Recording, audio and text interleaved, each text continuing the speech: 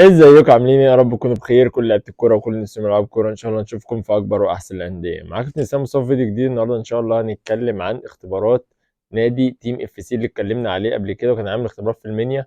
وقلنا النادي ده بيعمل اختبارات بدون اي مقابل مادي ومن غير سعر استماره، والنادي ده من الانديه اللي هتكسر الدنيا الفتره الجايه لامكانياتها الماديه واحترافيتها في التعامل. النادي عامل اختبارات في المنيا، هنتكلم في فيديو النهارده عن اختبارات في محافظة تانية. هيبقى ان شاء الله باذن الله الفترة اللي جاية وهيعدي على كل المحافظات، فكل محافظة هيعمل فيها اختبارات باذن الله. هنزل لكم فيديو بتفاصيل المحافظة، بتفاصيل المواعيد، تفاصيل الموارد المطلوبة، وكل حاجة عن الاختبارات. بس لو انت اول مرة تتفرج عليا ولسه مشتركش في القناة، انزل دلوقتي حالا اعمل اشتراك للقناة، ولو مشترك بالفعل ما تنساش تدينا لايك كده اللي بيدينا طاقة وحافز عشان نصور لكم فيديوهات كتير الفترة الجاية. وما تنساش تعمل لي فولو على الانستجرام.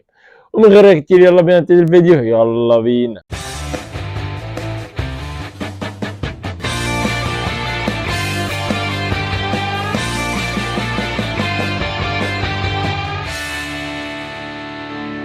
طبعا في الاول انا بعتذر لان مفيش ستاند ومفيش اضاءه ومفيش الكلام ده كله. ماسك الموبايل بصور نفسي فيديو سيلفي، لان انا في معسكر عندي ماتش مهم في الترقي ان شاء الله الصعود لدوري المحترفين. بس انا بحب طبعا يعني ما اغيبش عليكم كتير وانزل لكم اي فرصه جديده، عشان برضو في ناس مش في القاهره بيبقى مستنيه اي فرصه، وبرضو يعني انا ببقى خايف على تعبكم ان انتوا تيجوا من محافظات تانية على القاهره. فالموضوع بيبقى متعب جدا، فدي فرصه بتبقى عندكم في محافظتكم، فبتبقى فرصه حلوه ليكم عشان تقدروا ان انتوا تستفيدوا، او ان شاء الله حد ربنا يكرمه باذن الله ويروح نادي. وبتكلم عن نادي محترم جدا. النادي ده كان بيلعب في الدرجه الثالثه. النادي ده صعد للقسم الثاني. عنده الامكانيات الماديه، عامل اختبارات بدون اي فلوس وبدون اي فكر استثماري. كماديات يعني مفيش سعر، مفيش استماره، انت ما بتشتريش استماره بفلوس.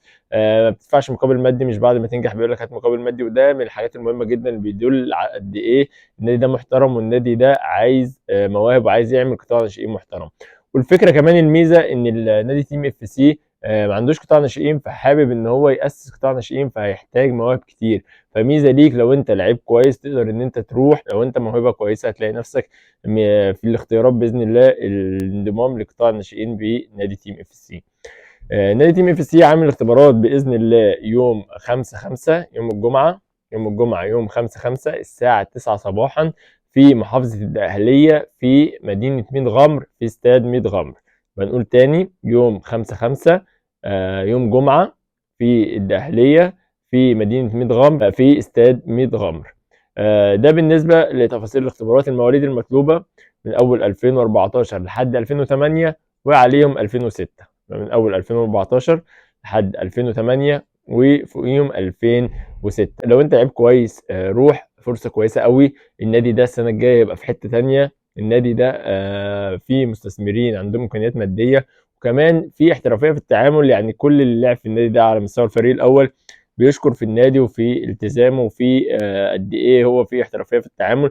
فده بالطبع ينطبق على البراعم والناشئين، ففرصه كويسه قوي ليك عشان ربنا يكرمك وتلعب في نادي بدون مقابل، والنادي محترم عنده قطاع ناشئين محترم. لو محتاج اي حاجه ابعت لي على الانستجرام وكلمني. لو عايز اي كومنت او اي حاجه اكتب لي في الكومنت وانا هرد عليك على طول.